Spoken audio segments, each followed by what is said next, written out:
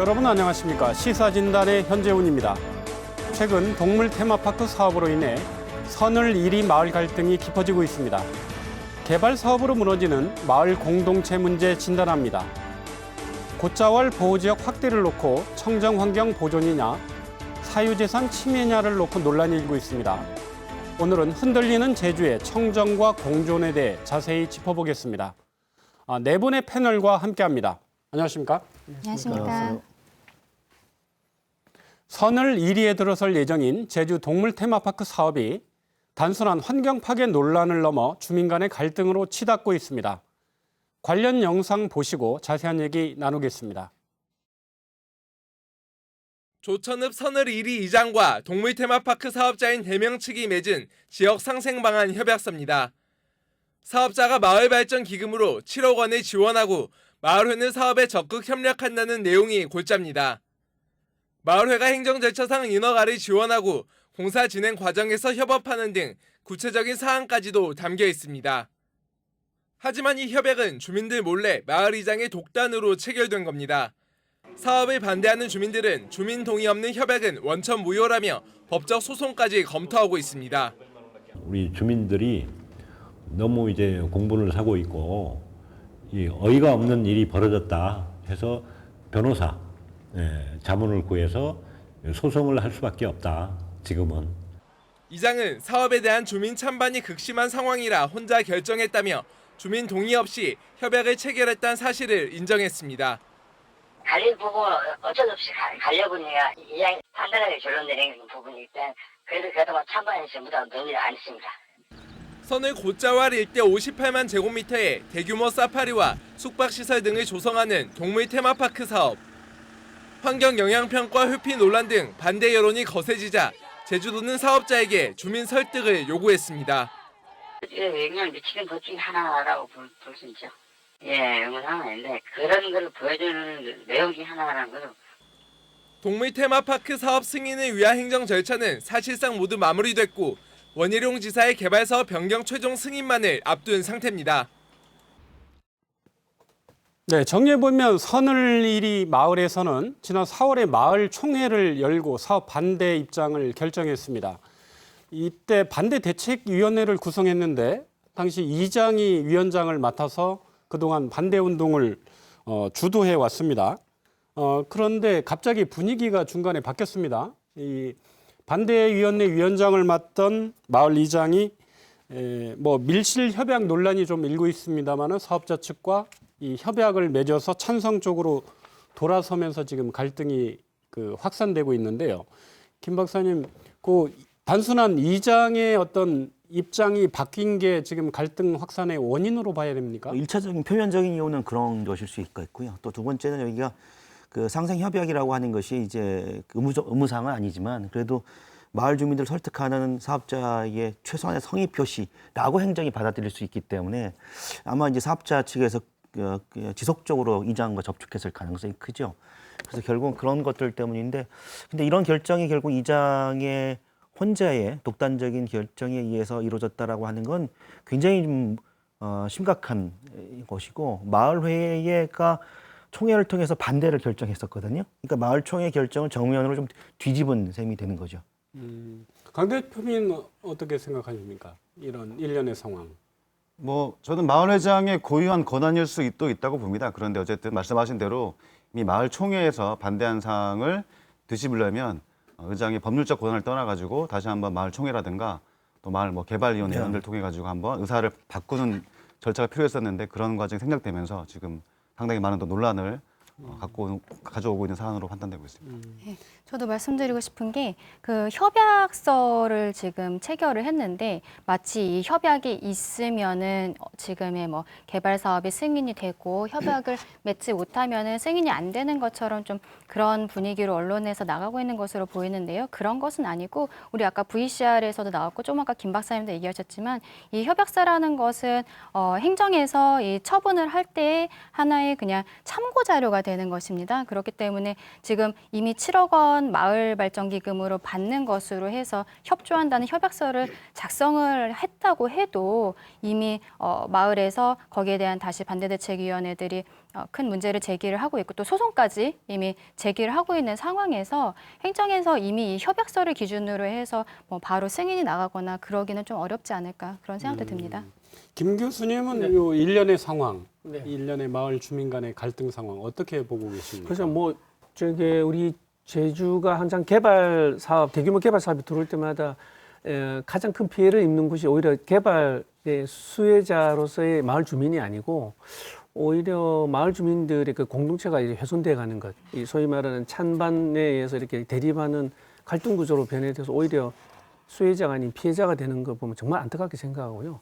특히 최근에 2010년 이후로 부동산 가격이 오르면서 제주의 이 땅값 때문에 주민들의 갈등이 심화되는 것을 보니 우리 개발 방식이랄까요? 제도적인 좀 개선이 필요하지 않을까? 우리 조금 강 변호사님 말씀하신 대로 이 상생 협약이 누구를 위한 상생 협약인가에 대한 이 개발자와 이 마을 권력을 가진 이장님과의 관계의 상생이 아니고 지역 주민들이 좀 제도권에서 움직일 수 있는 뭐 그런 게 좀 필요하지 않을까 하는 생각이 드는데 이번에 그 논의를 보면 저는 두 가지가 좀 핵심 같습니다. 뭐 법률적인 문제를 떠나서 일단 이장님 같은 경우는 반대 측에 계시던 분인데 갑자기 찬성하는 과정에 돌아서는 그 과정이 다른 분들한테 굉장히 오해를 받기 쉬운 행동이 아니었나라는 게 하나가 있고요. 두 번째는 지금 찬반이 갈려져 있지 않습니까? 그럴수록 저는 오히려 의원들을 어렵겠지만 그게 이장이 해야 될 역할이 아닌가. 이장님들이 이제 총회를 열고 여는 과정 속에 최소한의 어떤 그 합의점을 도출하고 그것들을 어떤 그 이장의 권한으로서의 그것들을 뭐랄까요? 도장을 찍는 민주적인 절차 과정 중에 있었다 그러면 아마 조금 더 지금의 반발 내지는 소송 이야기까지는 가지 않았지 않을까 그런 아쉬움이 상당히 많이 났습니다. 실은. 그 당사자 사업자 측과 요 독단적인 협약 논란의 주인공이 된 마을이장이 그 입장을 내서 해명을 했는데요. 마을 주민 간의 이런 갈등, 분란을 끝내기 위해서 본인이 그런 결정을 한 부분이다. 많은 고민을 해서 내린 부분이다. 그래서 7억 원의 마을 발전 기금 받는 그 상생 협약에 서명을 했다. 그 마을 주민들이 직접 그 선출로 대표성을 인정받는 마을 이장이 그 정도의 그 마을 차원의 결정 좀 할 수 있는 그 권한이 있는 거 아닙니까? 아니, 그렇게 치면 원희룡 도지사도 주민들에 의해서 선출됐기 때문에 이런 각종 개발 사업을 자기 마음대로 해도 되잖아요. 그런 논리라고 한다면. 그렇기 때문에 이장이 법률적으로 이 권한이 있다고 하더라도 이 개발 사업과 관련해서 자신이 독단적으로 결정할 수 있는 권한이 있다라고까지 법리적으로 해석하기 상당히 어려운 것 같고요. 다만 이제 이장으로서는 그런 결정을 했을 수도 있죠. 그걸 이제 액면 그대로 선의로 받아들이고 한다면. 근데 이제 그런 결정을 내리기까지 과정이 민주적인 절차 그리고 공정한 과정을 거쳤는가라고 하는 점들은 좀 따져볼 필요가 있을 것 같은데 그런 점에서 비춰본다면 지금 이장의 결정은 굉장히 좀 독단적인 결정이었다. 그리고 아까 김 교수님 말씀하셨지만 굉장히 오해받기 좋은 거다. 그래서 이장이 이런 오해받기 쉬운 행동을 한 이면에는 결국 사업자 측의 지속적인 회유 뭐 이런 게 있지 않았을까라는 생각이 들어서 오히려 저는 뭐 이장도 그에 걸맞는 비판을 받는 것도 중요하지만 일단 이렇게 분란이 되기까지의 배후에 있는 사업자 측에 대한 비판도 동시에 좀 이루어져야 된다고 생각이 듭니다.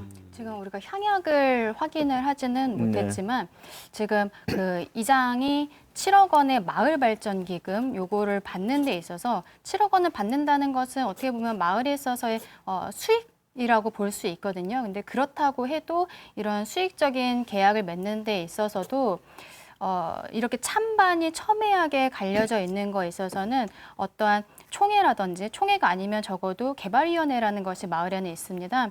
말하자면 약간 이사회 비슷한 구조인데 개발위원회에서의 회의라도 좀 의결을 거쳤으면 좋았는데 이장 스스로 인정을 하고 있지만 이러한 회의가 진행이 되지 않았어요. 너무 찬반이 첨예했기 때문에. 그런데 독단적으로 지금 7억 받는 것으로 해서 본인이 이장이기 때문에 이렇게 사인을 한 거죠. 이 부분에 있어서는 저는 상식적으로 보아도 분명히 절차적인 하자는 있을 것이라고 생각을 합니다. 근데 다만 제가 말씀드리는 것은 이 협약서 자체에 대해서 그 협약서 그 작성을 한 것이 무효다 이렇게 해서 마을 주민들이 지금 어저께 소장을 넣은 것으로 알고 있는데요.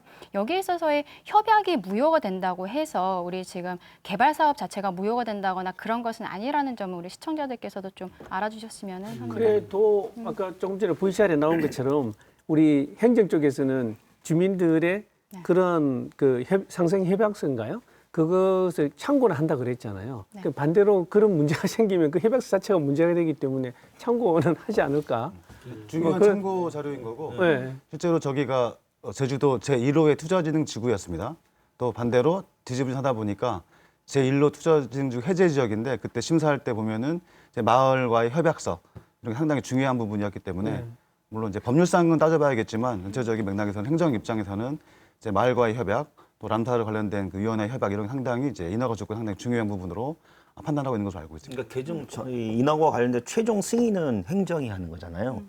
그 행정에서 지난번에 이 부분과 관련해서 담당 국장이 도의회에 출석해서 뭐 찬성하는 쪽을 알고 있다라든지 뭐 이런 식의 발언도 하면서 그때 거론했던 것 중에 하나가 마을과 주민들 간의 의견 교환이라든지 절차, 상생 이런 부분들에 대한 얘기를 했거든요. 그러니까 행정 측에서는 승인할 때 이게 이런 상생 협약이 하나의 승인에 있어서의 중요한 판단 기준이 될 수도 있다라고 하는 것들을 꾸준하게 사업자 측에 그리고 주민들을 향해서 이야기했던 적이 있기 때문에 그래서 지금 이 상생 협약이 마을 이장의 독단적 결정에 대해서 상당히 많은 불만이 있을 수밖에 없는 거죠. 그런 과정이 있었기 때문에. 개발 사업을 놓고 뭐 한 마을에서 찬성하는 사람도 있고 뭐 반대하는 사람도 있고 뭐 이거는 뭐 자연스러운 거 아닙니까? 이 주민총회 결정에 대해서 이게 향약 위반 논란이 일어나는 그 본질은 어떤 겁니까? 뭐 예를 들면 강정으로 예를 들면 강정은 이제 어쨌든 찬성 마을회 차원에서 찬성을 하다가 결국 이것을 반복해가는 과정이 있었는데 결과적으로 새로운 마을회장이 독단적인 결정이 아니라 새로운 이장이 과거 전임 이장을 탄핵시키고 아울러서 마을회 차원의 총회에 걸쳐서 사실은 강정마을회가 반대를 했었는데 똑같은 저도 경우라고 보는데 이장이나 마을회장의 독단적인 개인적 결정이 아니라 총회라는 곳에서 한번 결정된 사항을 다시 반복해서 새로운 결정을 하려면 당연히 마을 총회를 거쳐서 결정하는 게 맞다 이런 취지로 저는 해석하고 있습니다. 그리고 이제 일단은 이제 찬성 측의 이장이나 이런 찬성 주민들은 반대 총회 자체에 대해서 이의를 제기하고 있는 것 같아요. 그러니까 일단은 이 향약상에 있어서 투표 권한이 있는 사람이 누구냐 이걸 이제 1년 이상의 거주 조건이 있는 거고 또 하나는 리세라고 하는 걸 내느냐 안 내느냐 이런 부분을 판단하는 것 같은데 그 찬성 측 주민들 같은 경우는 이렇게 검토를 해보면 그런 자격 조건이 없는 사람들 특히 이제 서울 같은 경우는 좀 이주해 오신 분들이 많잖아요. 그래서 그런 어떤 향약상의 주민의 조건을 충족하지 못한 분들이 반대총회에 참석해서 반대 의견을 갖다라고 주장하시는 것이거든요. 근데 그런 부분들은 이제 마을의 향약이나 이런 부분을 따져봐야 되겠지만 결국은 그렇다 하더라도 전체 마을 주민들이 참석해서 총회까지 한 결정 사항을 이장이 이렇게 뒤집는다라고 하는 것에 대한 어떤 명분으로서는 좀 약하다 이렇게 볼 수 있겠죠. 어쨌거나 네 분께서는 이 갈등 사안을 좀 종식시키는 과정에서 이런 상생 협약서에 서명한 부분에 대해서 고뇌에 찬 결단은 절대 아니었다. 동의하시는 분은 아무도 없는 거네요. 그럼. 아니 뭐 고뇌에 찬 결단일 수 있는데 네. 그 고뇌에 찬 결단이 선을 이리 마을 전체 의견이 되려면 어쨌든 총회라는 형태를 통해서 결정하셨어야 되는 게 아니냐 이렇게 보고 있는 거죠. 지금 또 마을 주민들이 소송을 제기를 하면서 일단 지금 들어간 소송은 그 협약서 작성에 대한 무효 확인을 구하고 있는데 지금 이장에 대해서도 직무집행정지 가처분 신청하겠다라고 얘기를 하고 있거든요. 그거를 보면은 이제 향약 절차에 따라서 어떻게 보면은 이제 말하자면 이장에 대한 탄핵안 이런 것도 올라오지 않을까 좀 이런 생각이 듭니다. 그 상생협약 내용 보면 마을발전기금 명목으로 사업자 쪽에서 7억 원 주는 내용이 있는데요. 이 부분에 좀 이 논쟁 사안이 있습니까? 일반적으로 뭐 다 이런 개발 사업 하는 지역 마을들은 보통 마을발전기금으로 뭐 받고 있는 그러니까 걸로 물론 알고 금액의 있는데. 차이는 있겠지만 이게 마을의 뭐 공동어장이라든지 뭐 예를 들면 마을에 있어서 환경적인 훼손이라든지 이런 게 우려가 되는 사업인 경우에 뭐 채석장이나 이런 부분도 있겠죠. 그러면 마을회에서 발전기금을 요구하거나 또는 발전기금을 통해서 개발 사업을 진행하는 사례가 있기 때문에 그 사례에 본다면 이 자체만 가지고 비난할 수는 없죠. 다만 이제 이런 결정이 이루어지는 과정이 공정했느냐라고 한 측면에 우리가 집중해 본다면 그 과정이 공정하지 않았기 때문에 이렇게 발전기를 받고 그 상생 협약을 한 그 결정 자체가 원천 무효다. 이게 반대측 주민들이 주장하고 있는 것이죠. 마을발전기금 관련해서도 제가 이제 송무를 하면서 또 비슷한 사안을 사실은 좀 다루고 있는 것이 있습니다. 이렇게 마을 근처에서 대규모 개발 사업이 이루어지는 경우에는 일반적으로 정말 제주에서는 마을발전기금이라는 것을 지급을 합니다. 근데 그것이 금액이 처음에 약정을 했다가 나중에 또 올라가는, 만약에 사업이 잘 되면은 또 좀 올라가고, 그런데 이제 사업자 측에서 이게 너무 과도하다, 그래서 거기까지는 지급을 못하겠다 그러면 마을회에서 그 행정에다가 민원을 넣어서 이 사람이 더 이상 그 사업을 하지 못하게 해달라, 이렇게 사실 하는 경우들이 있습니다. 그럼 행정에서 민원이 굉장히 중시하고 있기 때문에 그 민원을 기점으로 해서 뭐 꼭 민원 때문이라고 표현은 하지 않지만 어떤 과정 때문에 당신에게 뭐 연장을 해줄 수 없다, 이러한 처분을 하는 경우들이 꽤 있습니다. 근데 그러한 경우들이 그럼 사업자 입장에서는 그 연장 불허가 처분에 대해서 소송을 할 수밖에 없겠죠. 소송을 가면은 사실은 그게 행정에서 지고 있습니다. 지금 재판에서의 요즘의 상황은 그렇기 때문에 지금 마을발전기금 받고 또 마을회에서 어떠한 민원을 제기하지 않고 상생협약을 했습니다라고 하는 것이 하나의 기준은 되지만, 그것을 가지고서는 지금 저는 조금 답답한 것이 행정에서 이번 사건에 있어서도 마을과 어떻게 상생이 돼가고 있는지 지켜보겠다라고 얘기를 하고 있거든요. 근데 그건 굉장히 무책임한 상황이라고 생각을 해요. 거기에 의견에, 마을의 의견에 따라서 허가와 불허가 이런 것들이 나오다 보니까 이게 소송이 가서는 행정에서 지는 경우들이 나오고 있는 것입니다. 그 부분에 있어서 만약에 지금 도정에서 뭐 청정과 공존 생각하면서 여기에 대해서 불허가 처분을 하겠다는 생각을 한다면 마을의 입장도 물론 경청을 해야 되지만 다른 정확한 기준을 가지고서 불허가 처분을 해야 된다고 그렇게 생각을 합니다. 근데 그거 관련돼서 우리 강 교수님 말씀하신 게 좀 부연을 하면 저는 이게 굉장히 문제가 많다고 봅니다. 왜냐하면 명목상은 굉장히 좋죠. 이렇게 발전기금이라는 이름하에 지역 주민들의 개발 행위로 따르는 여러 가지 개발 행위 과정 속의 불편함, 여러 가지 뭐 문제에 대한 감사한 마음으로 이렇게 발전기금이라는 명목을 내는 거, 저는 그 나쁘다고 보지 않습니다. 문제는 뭐냐면 이 발전기금이라는 이름하에 이루어지는 게 따지고 보면 개발업자와 마을 주민들 간에만 이루어지잖아요. 어떻게 동거래라는 표현이 좀 적절한지 못하겠습니다. 하여튼 그 기금, 발전기금을 내놓고 받는 쪽이 민간 대 민간으로만 이루어지는 이 과정이 굉장히 저는 어떻게 보면 불합리한 어떤 문제들을 많이 야기시킬 수 있는 부분이 상당히 많다. 뭐 예를 들면 아까 선을리 같은 경우 1위의 사건 같은 경우도 저는 그런 데서 발생하는 거라고 보고요. 근데 인허가를 지고 있는 행정 쪽은 뒷짐을 지고 있고 알아서들 하세요라고 이야기를 하고 있고요. 근데 서류를 가져오면 참고를 할게요라는 이런 거는 결국은 법적인 제도의 절차에 의해서 이루어지는 과정에 민간과 민간끼리 동거래가 이루어지는 상생협약이라는 이름하에 이루어지고 발전기금을 내는 거, 이 제도는 저는 개선돼야 된다고 봅니다. 오히려 어떻게 보면 개발업자 입장에서 보면 마을의 준조세에 준하는 어떤 기금을 내는 거나 마찬가지인 면도 있거든요. 그렇기 때문에 제주도에 정말 좋은 투자를 가지고 들어오는 투자업자 입장에서 보면 굉장히 불합리하다고 생각할 수도 있고, 또 좀 빨리 사업을 해서 돈을 벌겠다는 그런 부도덕한 업자 입장에서는 빨리 돈을 많이 주고 뭔가 부정한 행위라도 빨리빨리 처리하려는 그런 문제가 생길 수밖에 없다. 그래서 저는 두 가지를 좀 제시하고 싶은데, 하나는 이거를 우리 제주도가 특별법의 좋은 점을 좀 활용해 가지고 이런 것들을 좀 제도권으로 가져와서요. 좀 뭐랄까요, 발전기금도 투명하게, 또 의사결정도 투명하게 할 수 있는 제도권으로 가져와서 그것들을 행정에서 지켜보고 관리할 수 있게 하는 게 어떻겠냐라는 좀 말씀을 드리고, 두 번째는 주민들은 그 투자를 유치하고 그것들에 대해서 일회성으로 끝나는 게 아니라 같이 이렇게 공동으로 뭔가 참여하고 개발할 수 있는 투자 방법은 없을까? 또 거기에 따르는 도에서 인센티브를 적극적으로 주요하는 방법, 뭐 이런 쪽으로 우리가 좀 깊이 고민해야 되는 시점에 오지 않았을까? 그런 제가 볼 때 이런 거 같아요. 그러니까 지금 이런 문제가 왜 나오냐면 아무리 개발 행위를 하더라도 공공성을 훼손시켜서는 안 되는 거잖아요.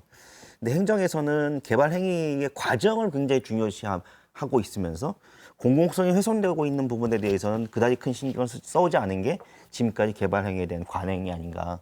그렇기 때문에 모든 것은 민간과 민간, 개인과 개인 간의 거래의 측면에서 국한에서 바라보면서 갈등은 개인과 개인 간의 갈등이 일어나잖아요. 근데 이제 그 갈등을 관리해야 될 행정, 그리고 최종 승인해준 승인권자인 행정이 그 부분으로부터 한 발짝 빠져 있는 형국.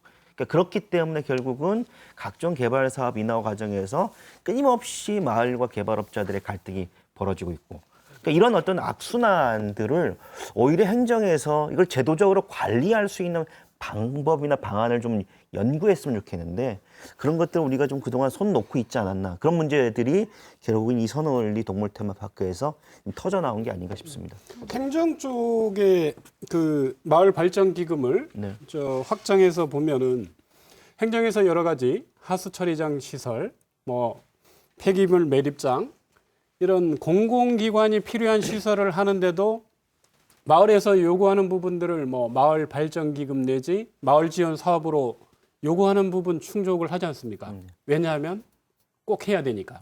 공공성이 있으니까 그런 거죠. 그러니까 행정기관에 하는 행태도 뭐 크게 차이는 없는 것 같습니다. 그거는 좀 제도화된 이제 소위 말하는 주변 지역 발전 관련된 규정이나 조례에 따라서 이루어지는 약간 좀 불가피한 상황인 것으로 저는 판단하고 있고, 이거는 이제 상생협약은 이제 법률상 의무상은 아니지만 그래도 이제 마을 입장에서는 개발 사업을 동의해 줬는데 이거에 따른 이제 어떻게 보면 지역의 환원 이런 차원에서 아마 접근되고 있고, 대부분 마을은 개발 사업하는 마을들은 대부분 뭐 최소 5억에서 뭐 10억까지 이런 것들이 꾸준히 진행되고 있는 걸로 이렇게 파악되고 있습니다. 그러면 우리 개발 사업 당사자 중에 주민을 빼면 이제 사업자가 있겠고, 이 행정 승인 절차를 진행하는 행정기관이 있는데요.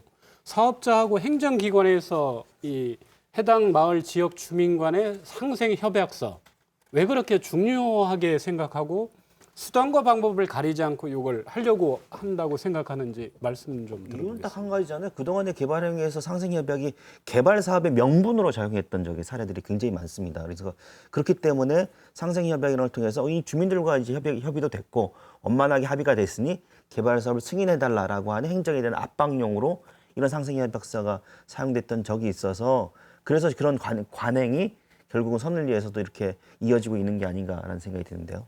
공무원 입장에서는 개발 사업을 승인해 줬는데 주민들이 반대하면 귀찮지 않습니까? 민원 처리에 나는 새로운 통제 방식으로 아마 이런 것들을 인허가 조건을 붙여가지고 하고 있는 거, 상당히 저는 행정 편의주의라고 좀 보고 있습니다. 제가 보기엔 가장 간단한 거는 이름은 그 상생 협약이지만 우리 강 대표님 말씀하신 대로 제가 보기에는 일단 민원 발생을 최소화하는 일단 1차적인 조치에 불과한 것이 아닌가라는 생각이 듭니다. 그러다 보니까 무조건 민원이 없어야 되고요.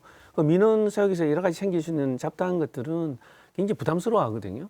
이제 그런 부분을 일단 제거를 한 상태에서 사업을 시작해야 되는 사업주의 어떤 심리, 행정 쪽에서의 어떤 그런 민원 사후에 발생되는 문제 해결 이런 것들을 동시에 해결할 수 있는 가장 적절한 방법이기 때문에 하는 것이 아닌가. 저는 생각해 봅니다. 추가로 말씀드리면 지금 마치 프레임이 도가 상생협약만 가져오면 될 것처럼 이야기하는데 사실은 현재 저기 되게 문제가 많거든요.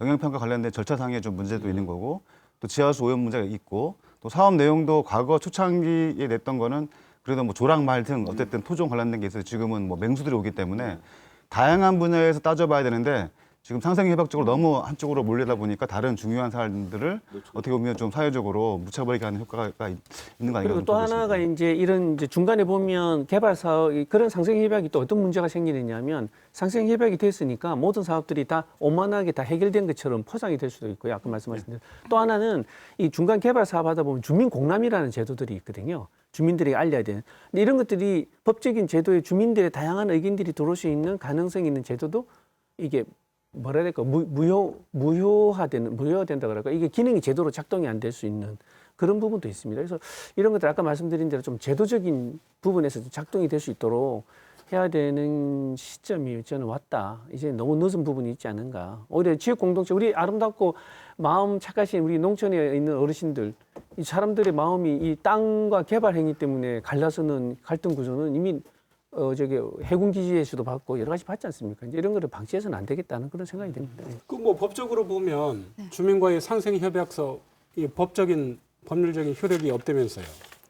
없다라고 표현을 할 수는 없고 그러니까 뭐 그게 어떤 꼭 이 사업 승인 절차의 뭐 필수 요건이거나 네. 그게 뭐 법률적인 효력이 그렇게 있는 꼭 필수적인 강제 조건 아니죠. 요건은 아닌데 예, 왜 아닌데 이렇게 행정기관이나 사업자가 이거에 집착을 하는지 이게 마치 지금- 개발 사업의 어떤 보증하는 것 같이 그렇게 하는 이유를 지금 좀 제주에서 사실 관행적으로 이렇게 해왔습니다. 그러니까 선민원 처리라고 해야 될까요? 그리고 지금 우리 패널들께서도 다 말씀을 하셨지만 그 도나 시에서 이제 허가가 나가고 그 다음에 공사가 시작이 될 때 만약에 지역 주민들이 앞에서 공사를 못하게 이렇게 막 막고 있으면은 그거 나중에 다시 소송 들어올 수도 있거든요. 그런 것들을 생각을 하기 때문에 이전에 민원을 미리 처리를 해갖고 오라라고 해서 그동안 계속적으로 마을발전기금 뭐 이런 형태로 민원 처리를 하고 들어왔던 건데 이번 사안 같은 경우에는 독특한 것이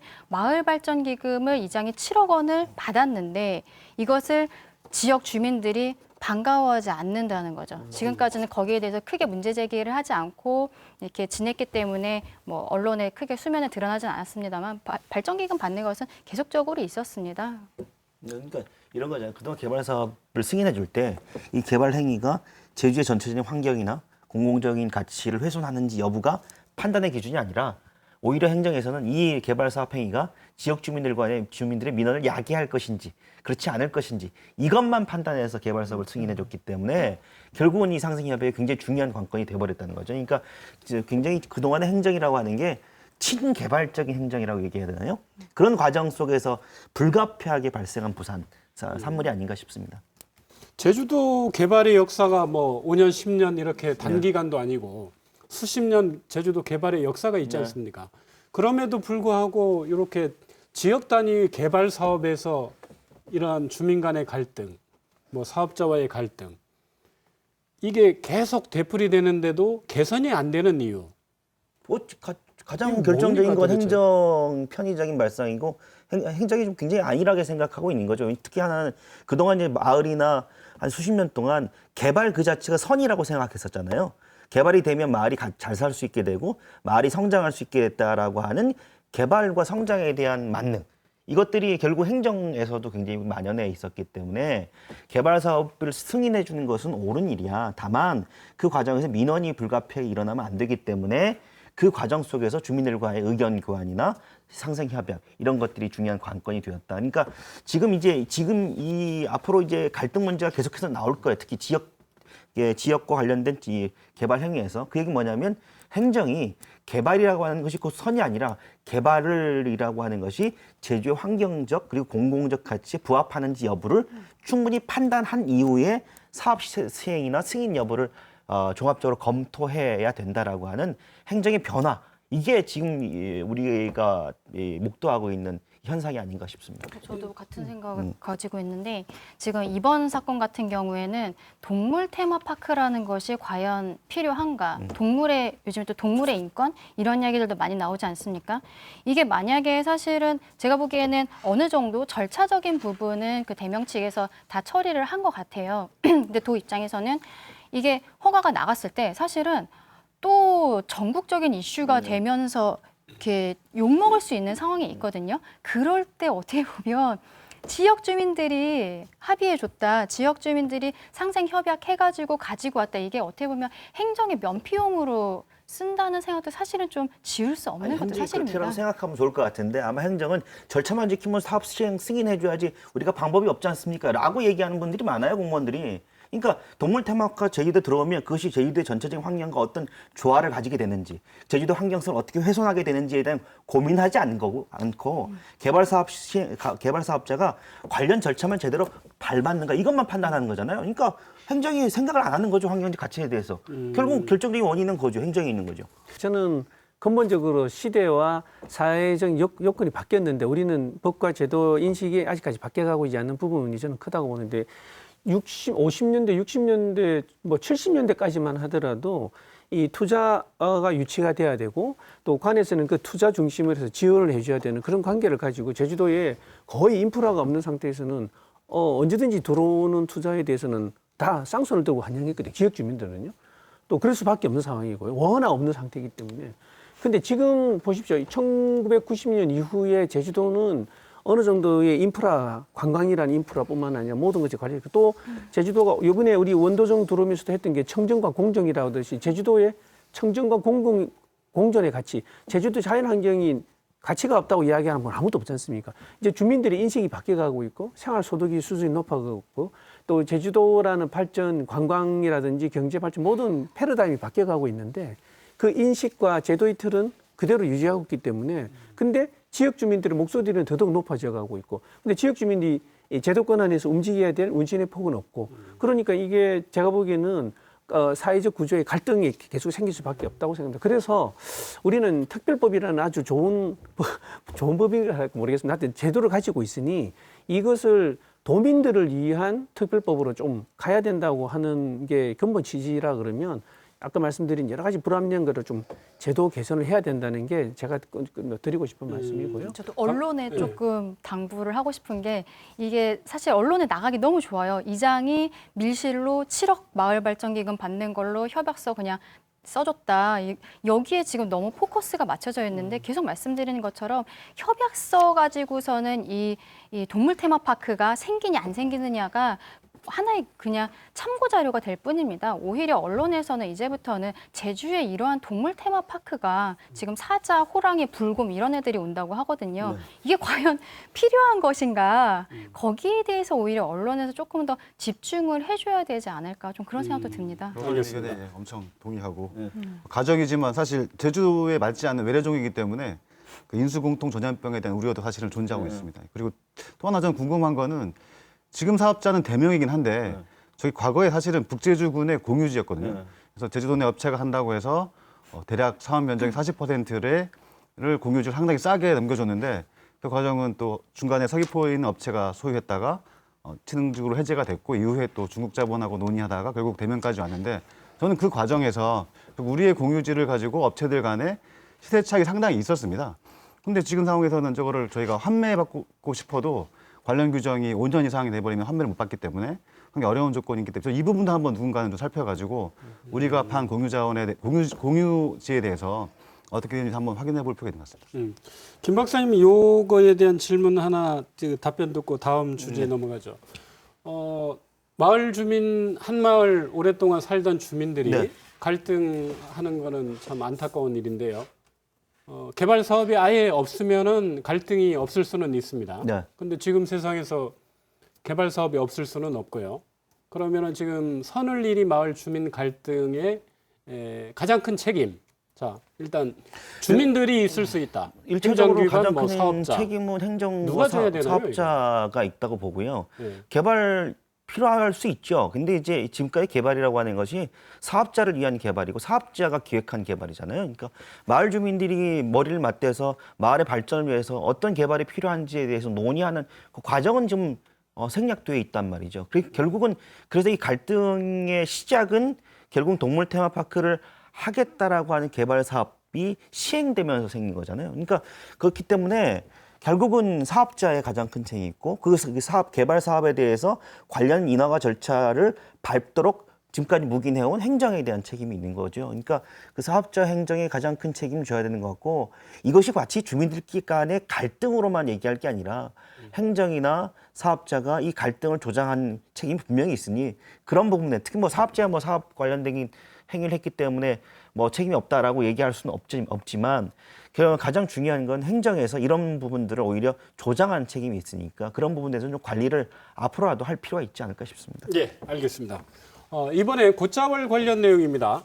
지난 7일 구좌와 대정 지역 등 6개 마을 이장을 중심으로 사유지 곶자왈 반대마을 공대위라는 조직을 만들어서 기자회견까지 열었습니다. 사유재산권을 침해하는 곶자왈 정책을 폐기하라고 이들 요구했는데요. 어떤 내용입니까? 예, 우선 그 참여한 마을을 살펴봤더니 이제 제주시는 이제 김영리 그리고 동복리, 북촌리가 참여를 했었고요. 서귀포 지역은 영랑리하고 신평리, 서광서리 또 특이하게 서광서리 공동 목장조합까지 참여하셔가지고 현재처럼 곶자왈을 보호지역을 확대하는 것은 안 된다라는 취지로 기자회견 하셨습니다. 요구사항을 봤더니 현재 원희룡 지사가 제안을 해서 정부가 받아서 국회에서 이제 법안 심사가 진행 중인 특별법 개정 과정에 있는 고자와 관련된 그 내용 이런 부분들을 좀 완화시켜 달라는 거 하고, 두 번째는 소위 고자발 경계 용역이 진행되고 있는데 아마 중간 보고서가 공개라기보다는 이제 입수하셔서 분석한 내용을 봤더니 지금처럼 용역이 실시되면 2,908필지 정도가 다시 보호지역이 된다. 그러면 본인들의 사유재산이 침해되기 때문에 이 부분은 부당하다라고 요구를 하고 있고, 또 하나는 이제 세부적으로 도가 만든 용역 보고서 중간 보고서에 보면 대략 그 토지 매입비가 한 4,800억 정도 되는 모양입니다. 근데 너무 이게 작다. 한 1조 원 정도까지 가야 된다는 것이고, 이런 요구 사항이 받아들이지 않으면 이제 마을 간 연대해서 도지사 퇴진까지 하겠다라고 선언한 지금 상태입니다. 최근에 그 곶자왈 보호구역 관련해서 법원 판결이 있었어요. 예. 여기에 곶자왈 보호구역으로 지정이 안 됐지만 곶자왈 특성을 보이는 지역에서 건축 허가를 허가하지 않는 그런 판결인데, 이거는 더 심한 사유재산권 침해 판결이네요, 그럼? 이거는 아무래도 원고 입장에서는 그렇게 생각을 했을 것 같습니다. 언론에도 꽤 크게 나왔었는데요. 지난달에 제주지방법원에서 그 서귀포시청과 한 민원인 간의 이제 행정소송에 있어서의 결론이 서귀포시청이 승소하는 것으로 나왔습니다.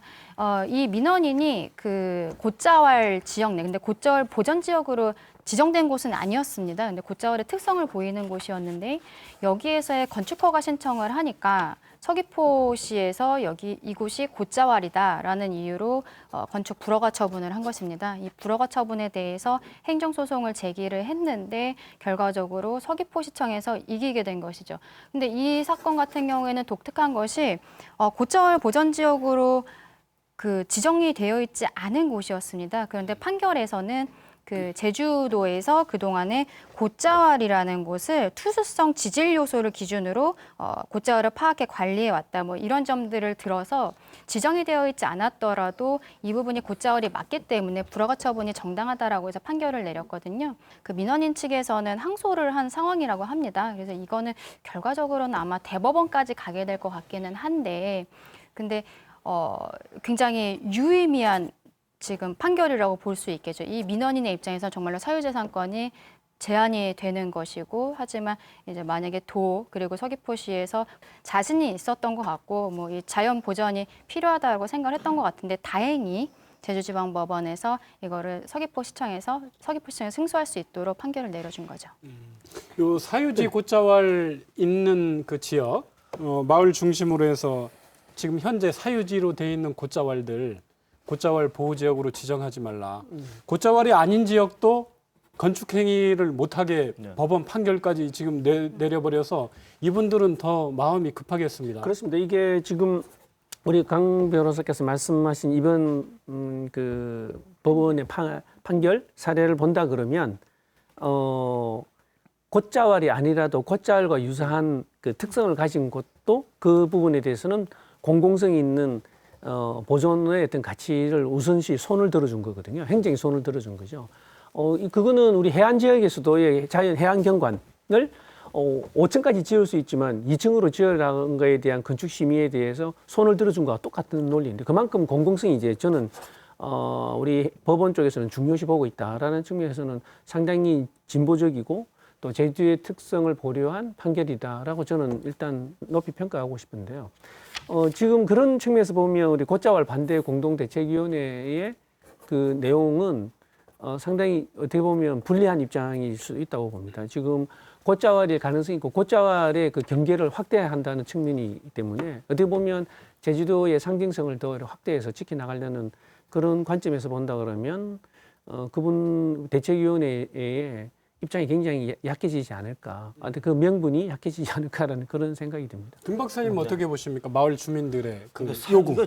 근본적인 질문이죠. 사유재산권이라 하더라도 무제한적으로 그 권리가 보장돼야 되는가라고 하는 질문일 텐데, 그 개인과 개인의 분쟁을 조정하기 위해서 각종 법이 있는 거잖아요. 행정이 있는 것이고, 뭐 우리 뭐 국토기용 관리법도 있고 뭐 이런 건데, 아마 억울할 수는 있겠죠. 좀 여러 가지 측면에서 본다면. 근데 이제 결국 핵심은 딱 하나인 것 같아요. 그러니까 행정에서 한 4,800억 정도 얘기하고 있는데 1조를 달라는 얘기는 결국 우리가 사유재산권을 행사할 수가 없으니까 그 땅을 사달라. 대신 시가로 사달라라는 거잖아요. 인근 지역이 충분히 개발 부동산이 올랐으니까.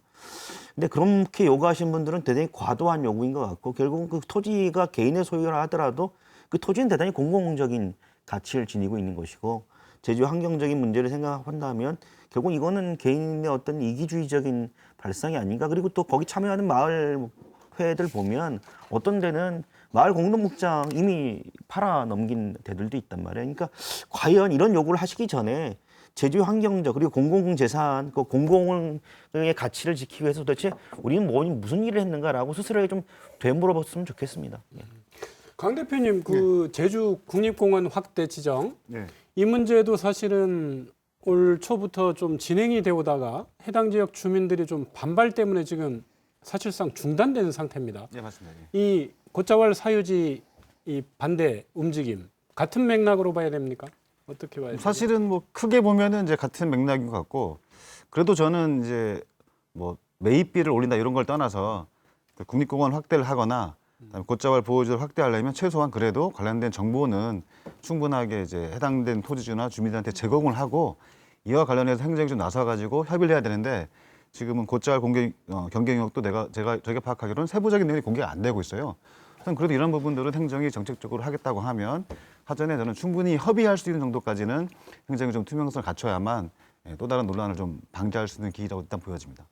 물론 그런 부분이 있는데 그런 것 같아요. 이게 이번 이제 곶자왈 사유화 부분하고 그다음에 국립공원 확대와 관련된 부분에서 보여지는 일부 언론의 태도는 굉장히 저 심각한 문제가 있다고 생각해요. 그러니까 이걸 언론이라고 하는 건 공공적 가치를 수호하는 게 가장 큰 이유가 존재 이유가 될 텐데 오히려 그런 부분들보다는 어떤 개인의 재산권이라고 하는 측면에 과도하게 집중해서 이 언론의 보도를 좀 편향적으로 하는 일부 언론들의 태도는 짚고 넘어가야 될 것 같아요. 왜냐하면 그렇게 언론에서 보도를 했기 때문에 관련된 토지주나 개인들이 이 부분 관련해서 굉장히 많은 반발을 하고 있고 자신들이 어떤 이 목소리들이 어떤 공공의 이익에 부합되는 것을 혹시 오해할 수도 있기 때문에 이런 부분에 대해서는 언론의 역할이 좀 더 중요하지 않을까 싶습니다. 저는 이게 지금 특히 곶자왈 국립공원을 별도로 치더라도 이 곶자왈 공동 반대하시는 공동대책위원들의 이 곶자왈 그 특징을 보면 마을 왜 보니까 마을 공동 목장의 소유 지역들이 가장 많은 것 같은데요. 이게 좀 걱정스러운 게 이때까지 이 개발 행위의 주 타겟들이 어디였냐면 주로 마을 공동 목장이었거든요. 소위 말하는 주인 없는 땅, 사유지라고 하지만 실은 이게 개발의 대상이 가장 되기 쉬운 그리고 규모가 크고 개발업자 입장에서 보면 상당히 매력적인 땅일 수밖에 없습니다. 그런 부분에서 우리 곶자왈의 이게 대상에서 벗어나면 개발의 가속도가 더 붙지 않을까라는 우려가 생기고요. 저는 이럴수록 조금 전에 우리가 논의했던 상생협약이 좀 이런 데서 이루어져야 된다고 봅니다. 지금 제주특별자치도 이 국립공원 확대와 곶자왈 공원의 지역의 확대 같은 경우도 이런 부분에서 좀 정확한 정보를 주고요. 근데 이게 사유권 재산이라고 하지만 무조건 개발 행위를 못하게 돼 있는 건 아니거든요. 그 안에는 지역의 환경에 맞게 국립공원이면 국립공원, 곶자왈이면 곶자왈의 성격에 맞게 개발할 수 있도록 여건들이 조성이 되어 있습니다. 등급별로 혹은 국립공원법에 의해서 되어 있기 때문에 그것들을 상생협약에 잘 반영시켜서 주민들에게도 이익이 될 수 있도록 지금처럼 막 대규모 개발, 리조트 개발이 아닌 자연 친화적인 개발할 수 있도록 상생협약과 지원과 이렇게 된다면 굳이 저는 사유권 재산 침해라는 이야기가 나오지 않지 않을까. 대책위 쪽의 요구 사항 하나 말씀드리면 제주도가 개인 토지주와 공동 목장을 소유한 마을들을 구체적으로 공개해서 곶자왈 보호 지역으로 이제 지정하려면 동의를 받아야 된다. 동의를 받으라고 하고 있어요. 어떻습니까, 이 부분? 뭐 동의보다는 일단 충분하게 합리적인 요구인지 아니면 과도한 글쎄요, 요구인지. 행정적인 절차상의 동의를 반드시 받도록 되어 있지는 않잖아요. 그래서 그렇기 때문에 아까 강원준 대표 말씀하신 것처럼 그 관련 내용들을 이제 행정이 투명하게 공개하고 같이 논의의 테이블에 참여시키도록 할 수 있을 것 같아요. 근데 반드시 마을 주민들의 모든 동의를 구해야 된다라고 하는 건 좀 과도한 요구 아닌가 싶습니다. 왜냐하면 공공의 이익을 위해서는 우리가 현행 법에도 일정하게 사유재산권을 제한할 수 있는 제도가 있기 때문에 행정에서는 그런 법과 제도에 입각해서 사유재산권을 제한하는 것 그 자체를 무조건 반대할 수는 없는 거 아닌가 그렇게 생각합니다. 우리 도시공원 일몰제에서도 봤지만 어쨌거나 그 어떤 공공의 가치 이런 사업을 진행하다 보면 천선 개인 재산권 그 침해를 받는 그런 구성원들이 있을 수밖에 없는데 이게 환경의 가치하고 개인 그 사유재산권 행사 침해가 부딪히는 충돌하는 부분, 이 부분에 대한 고민이 아마 영원히 계속될 것 같습니다. 제가 보기에는 지금 현재 오래전입니다만 조사를 해보면 거의 1등급이 15% 정도밖에 안 되는 측면도 있거든요. 지금 상태로만 보면 골짜기 개발의 가능성이 훨씬 많습니다. 지금 현재 기준은요. 저는 뭐 개발 행위의 등급을 더 높여야, 규제를 더 높여야 된다는 주장하는 입장입니다만 그런 관점에서 조금씩 양보해서 보존할 때는 철저하게 좀 보존해주고 지역 소유권의 사유권의 침해가 안 되는 범위 내에서 개발 행위를 좀 더 찾을 수 있는 범위는 찾는 그런 쪽으로 좀 법 제도 개선, 저는 얼마든지 논의할 수 있는 부분이 아닌가, 뭐 그런 생각도 해봅니다. 마무리 말씀으로 강 대표님, 김 박사님, 강 변호사님 순서로 해서 한 30-40초씩. 이게 저는 이제 개발 사업자 입장에서도 저는 행정에서 명확하게 개발을 할 수 있는 곳, 안 되는 곳을 아주 세세적으로 이렇게 좀 표시를 해줬으면 좋겠습니다. 그래야 근본적인 갈등이 해결되지 않겠나. 지금 상황은 개발업자 입장에서도 여기 마을이장님 만나서 뭔가 해드리면 될 것 같은 분위기가 있기 때문에 갈등이 생긴 거예요. 저는 이 부분을 좀 명확하게 정리해서 아예 원천적으로 도민사회와 합의를 해가지고 될 곳 안 될 곳을 명확하게 구분해버리는 방식이 좀 지금은 좀 필요해 보입니다. 그러니까 그동안의 문제가 뭐냐면 룰을 그리고 심판 역할을 하는 행정이 오히려 선수로 뛴 적이 많잖아요. 특히 개발사업자와 삼각동맹으로. 그래서 결국 그런 관행 아닌 관행들이 결국 이런 갈등의 가장 근본적인 원인이 아닌가 싶은데 이제야말로 행정이 심판의 역할을 심판자의 역할을 제대로 좀 해야 될 때라고 봅니다. 저는 이번 곶자왈에 있어서는 사실은 이게 또 이슈화가 된 게 또 특정 언론사에서 이거 기사를 막 내고 이랬었던 걸로 시작이 된 거였거든요. 근데 이 언론사에서 나온 기사가 사실은 또 도에서 말하자면 해명 자료를 낸 거를 보니까 사실관계와 좀 맞지 않는 부분들도 있었습니다.